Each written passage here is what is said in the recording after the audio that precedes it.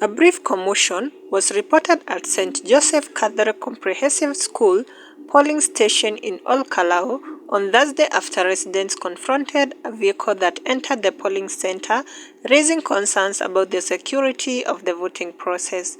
The incident occurred during the Ol Kalou parliamentary by-election when what witnesses described as Volkswagen vehicle drove into the polling station compound, prompting an immediate reaction from voters and other residents gathered at the center. Several people questioned why the vehicle had been allowed into the polling station, with some calling for it to leave the premises immediately.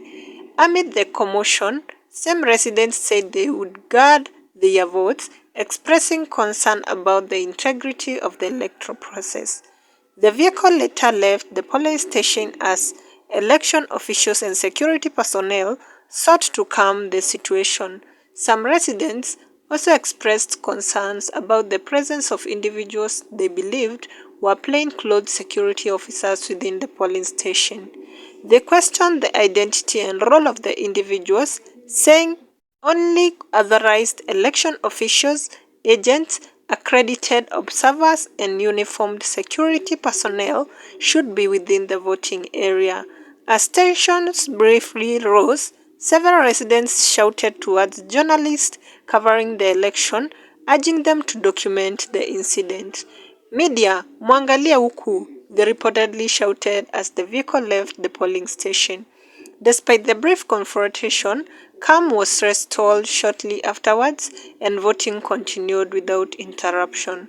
By mid-morning, an IEBC official at the polling station said 198 of the 573 registered voters assigned to the station had cast their ballots, indicating what the official described as steady voter turnout during the morning hours. Residents continued queuing peacefully at various classrooms and that had been converted into polling stations, while election officials processed voters in an orderly manner.